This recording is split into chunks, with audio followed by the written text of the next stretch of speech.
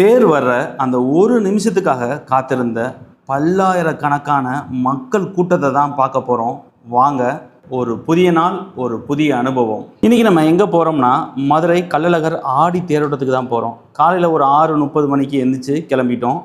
போகிற வழியில் பார்த்தீங்கன்னா காலையில் உதிக்கிற சூரியன் பார்க்கவே ரொம்ப அழகாக இருந்துச்சு. அந்த காலை காற்று, அமைதியான சூழல் பயணத்தையே ரசிக்க வச்சிருச்சுன்னே சொல்லலாம்.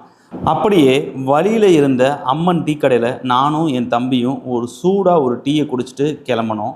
அப்போ எங்களுக்கு தெரியலை இன்னைக்கு இவ்வளவு பெரிய கூட்டம் இருக்கும்னு. அழகர் கோயில் பக்கம் போக போக மக்கள் கூட்டம் அதிகமாகிக்கிட்டே இருந்துச்சு. கோயிலை நாங்கள் அடைஞ்சதும் எங்கே பார்த்தாலும் பக்தர்கள் தான். உண்மையாகவே மக்கள் வெள்ளத்தில் அழகர் கோயிலே தத்தளிக்கிற மாதிரியே இருந்துச்சுங்க. அந்த அழகர் ஆளும் அழகாபுரி கோட்டையோட நுழைவு வாசலுக்கு வந்துட்டோம். அழகர் கோயிலை வைப்பை பாருங்களேன்.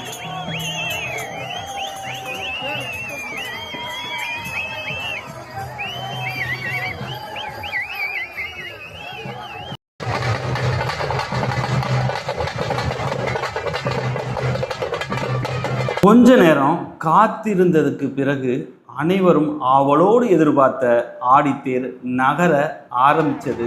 தேரில் எழுந்து அருள கள்ளழகரை அருகில் இருந்து தரிசிக்க கிடைத்த அந்த நிமிஷம் வார்த்தையாலவே சொல்ல முடியாதுங்க. அப்படி ஒரு ஆனந்தம், மனசுக்கு ரொம்ப நிறைவாக இருந்துச்சு. அந்த தரிசனம் வாழ்க்கையில் மறக்க முடியாத நினைவாகவும் மாறிடுச்சு. அழகரை தரிசனம் பண்ண பிறகு கோயிலை சுற்றி இருந்த கடைகளை எல்லாம் மெதுவாக சுற்றி பார்த்தோம். திருவிழா பரபரப்பு, பக்தர்களோட சந்தோஷம், அங்கிருந்த அந்த ஆன்மீக சூழல் பார்த்திங்கன்னா அப்படி இருந்துச்சு. எல்லாமே ரொம்ப அழகான அனுபவமாக இருந்துச்சு.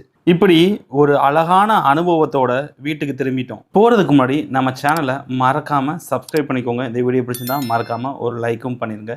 நன்றி.